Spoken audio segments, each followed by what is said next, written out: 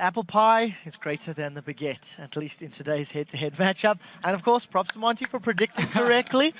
Let's talk a little bit about the game. I think Jat summarized a lot of the macro strategy very well. We're going to go back, look at a few replays. Before we do, straight up head-to-head lanes. It's the first time we've seen that all day. It's not something that happens very often. Peke is somebody I want to highlight. He had 94 CS average over the 2 games at 10 minutes. So he is CSing like a monster, but it's not necessarily helping Fnatic transition into a powerful mid-game state. Yeah, there's one thing I think that's going well for Fnatic despite these losses, which is Peke's play as far as laning goes. This game at 10 minutes, 98 to 87 minions. 20 minutes, 194 to 177. So Peke is continually outplaying his opposition one-on-one. Problem is Fnatic's making a lot of mistakes outside of that, obviously. Not working in their favor, unfortunately. Yeah, I really felt Fnatic did well early, but then they just threw it away, like their lead at 2 questionable decisions, one contesting a blue buff, and then later, all the way at the end, if we saw that exchange, yeah, Joe talked a bit about how that shockwave wasn't amounting to much. It was just a disengaged shockwave, and I felt that was okay, because they kept Cloud9 busy long enough so they could fall back and let SOAS take 2 towers for free, but then Fnatic got overconfident. They're like, hey, let's drag him back to us again, and then just lost out completely. Well, dial it back just a little bit. Before all of the drama happened, Fnatic did actually have control. We do have a replay to at least talk through one of those team fights. To Fisho, highlight what was positive and negative about this. Well, so first of all, Fnatic's side here actually decide to go for the fight even though Yellowstar is dead. He's not in this fight. He's all the way back in the base. And the issue for Fnatic, and the issue Crepo brought up himself, is Fnatic were greedy in this game. There were many times where they actually disengaged well, did a good thing, and then in the end, they go back in. We saw it in the last fight. This one as well here. You see Cyanide and Source, if we just start rolling the clip, they're greedy to get in towards Cloud9 here. They want to get straight into them. The rest of them, the rest of Fnatic this is the result. is too far. Yeah, this is the result here. We roll again though. The rest of Fnatic are too far away to join in. There's no shockwave from Xpeke here to help out with Source and Cyanide. So they take so much damage. Yes, they kill the support, but it's too late. It's a beautiful, beautiful shockwave though coming in, but it's just too late. There's nobody there to do the damage after the shockwave, and the only thing Fnatic can do is try and chase, but they don't get anything. And in the end, they actually give up 2 kills because they went in split and too fast. Not to mention that if Meteos had enough, we were looking at this before, he was within repel range right there, and had he had enough mana for an E, they could have actually turned around and gotten maybe even a kill or more. 100% agree, and it was the issue for Fnatic. They made some good moves. We saw some very beautiful shockwaves from Orianna.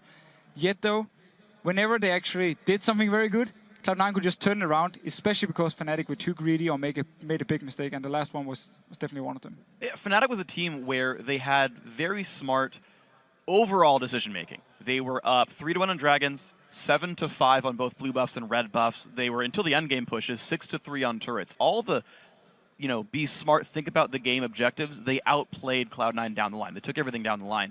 The problem was, when it came down to, there's a battle in front of us, they're like, let's fight a 4v5, and did that like 3 times and lost the game because of it. Although I do think Cloud9's vision control was a little better. I saw Fnatic really misuse their sweeps. At one point, Yellowstar had an Orcus lens, and he could literally just sweep all the areas in one go and then save the other sweeps on the remaining members. But they ended up double sweeping brushes constantly.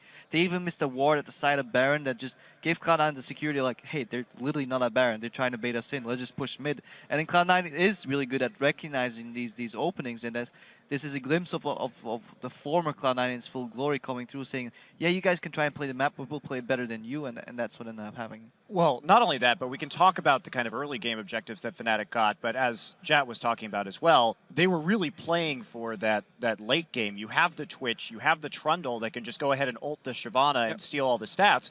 So if you're Cloud9, in a way, not fighting these objectives early and staying, really, they stayed very close within a couple thousand gold that entire game. And by the end, all you have to do is wait for your opponent to make a mistake, and then you can capitalize it and close the game like that. You have set me up beautifully because Fnatic made multiple of those mistakes. We have another replay. Let's pull a second one up onto your screen. It was probably the first real overcommitment that Fnatic made, and it was something that we've seen them repeat a couple of times. Crepo, talk us through, what's happening here. Yeah, this is, again, at blue buff. This is where Fnatic tries to force.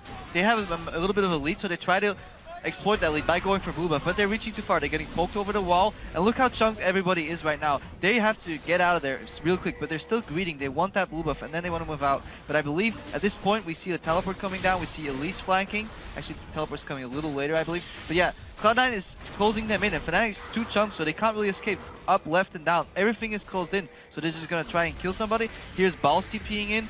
Okay, Soa's reacting to the TP of his own, but look at Pekka is super low. He managed to get 1 kill here on Link, I believe, but it's all for naught because this is so close to the base of Cloud9, Twitch will just come in and clean up. And this is where I really think Fnatic threw away their lead, and they should recognize that if you're this close to an enemy base, just ignore the blue buff. It's not worth it. Get out.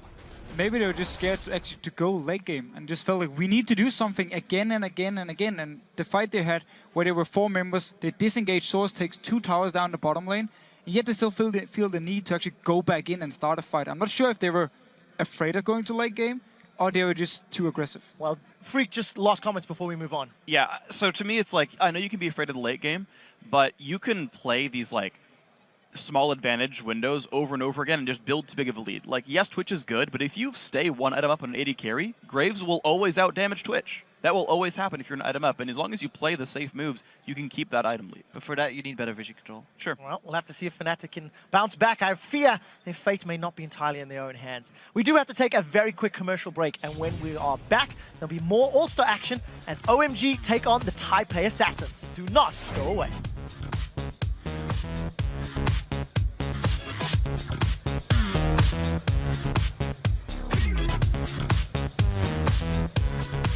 They're TPing. Go for it, go for it. Kill it. Kill him. I'm here. Graves. Shyvana. Get Shyvana. It's working. No flash. Good job. Take bottom tower. Right now.